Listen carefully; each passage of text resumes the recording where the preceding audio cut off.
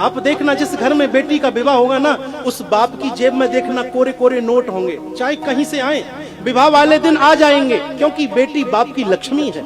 और जब बेटी को बाप विदा कर देता है तो वो बाप की जेब खाली हो जाती है, वो बाप कंगाल हो जाता है। टेंट वालों से, हलवाई वालों से, कैमरा वालों से, सबसे हाथ जोड़ता रहता है, भैया कुछ दिन बाद देंगे, 15 दिन बाद आना, अभी हमारी स्थिति है नहीं। दूसरी चीज, बेटी खुशी लेकर के आती है। जिस घर में बेटी का विवाह हो उस घर को देखो तो सही, एक दर्शक की भांति ढोलक चम्मच बज रही है, एक कोने में 4 माताएं हंस रही हैं, ठिठोली कर रही हैं, कोई शॉपिंग कर रहा है, कोई नाच गान कर रहा है, कोई बातें कर रहा है, कोई रसोई में कार्य कर रहा है, कितना माहौल आनंद में होता है।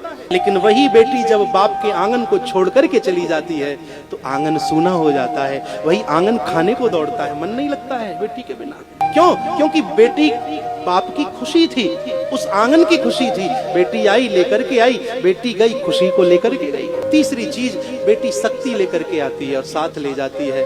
बेटी का जब विवाह करना होता है ना, तो पिता को देखना, भागता है, दौड़ता है, कार्ड छपवाता है, कैटर्सों से मिलता है, दहेज का सामान इकट्ठा करता है, दिन रात भागता है, कार्ड वितरण करता है। पत्नी कहती भी है, अरे बीपी की दवा ले लो, आज आप शुगर की दवा लेना भूल गए, तुम्हारे शरीर में थकावन हो रही है, अरे दवा तो ले लो। बोले मैं ठीक हूं, मेरी कोई चिंता मत कर। 3-4 महीने ना जाने कहां से उसके शरीर में इतनी शक्ति, क्षमता आ जाती है। लेकिन वही बाप जब बेटी को डोली में बिठा देता है, वो शक्ति बेटी साथ लेकर के चली जाती है, उस बाप की घुटने टूट जाते हैं। कभी देखना उन पांवों को जो अपनी बेटी को डोली में बिठाने के बाद एक पिता के पांव जब घर की तरफ बढ़ते हैं तो बड़े लड़खड़ाते हैं। क्यों? क्योंकि बाप की शक्ति बेटी होती है, बेटी साथ शक्ति को लाती है और अपने साथ लेकर के चली जाती है। बेटी जैसा संसार में कोई हो नहीं सकता। बंधुओं, महाराज